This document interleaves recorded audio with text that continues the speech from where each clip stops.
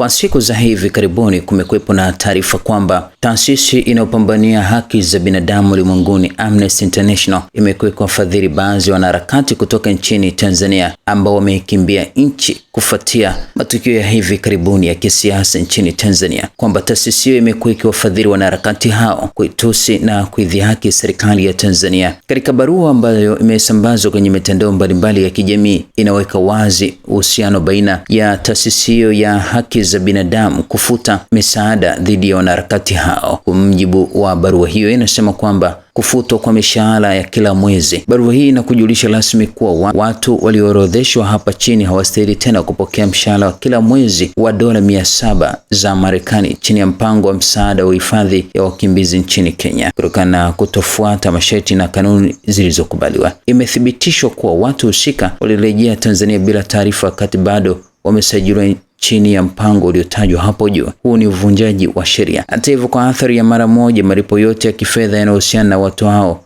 ufuatao yamekomeshwa. Baadhi ya watu walioorodheshwa katika barua hiyo ni Brenda Jonas Rupia, mkurugenzi wa mawasiliano ndani ya Chama cha Demokrasia na Maendeleo Chadema, Gerva Bernard Lienda, Zakaria Thomas Obad, Lucas Ngoto. Hii ilikuwa ni sehemu ya barua ambayo inasambazwa ili kwenye mitandao mbalimbali ya kijamii ikidai kwamba Amnesty International wamekuwa wafadhili wakubwa dhidi ya wanaharakati kutoka nchini Tanzania ambao sasa wako uhamishoni nchini Kenya, wakidai kwamba malipo yao yamesitishwa kufuatia kuvunja masharti kadhaa ya Amnesty International. Kwa mujibu wa taarifa hii, Amnesty International walikanusha kwamba hawahusiki dhidi ya ufadhili wa wanaharakati hao kutoka nchini Tanzania. Ni moja kati ya taarifa ambayo imeibuka siku za hivi karibuni katika mitandao mbalimbali ya kijamii. Ifahamike kwamba makundi ya wanaharakati wameondoka nchini Tanzania kufuatia hali ya kisiasa. Lakini pia siku ya hivi karibuni pia kuna ripoti ya BBC ambayo imetoka na baadhi ya wanaharakati hao ambao wako uhamishoni ambao inasadikika wanafadhiliwa na Amnesty International waliweza kuzungumza katika ripoti ya BBC dhidi ya madai mbalimbali ya ukiukwaji wa haki za binadamu. Amnesty International, kama ambavyo nimekufahamisha,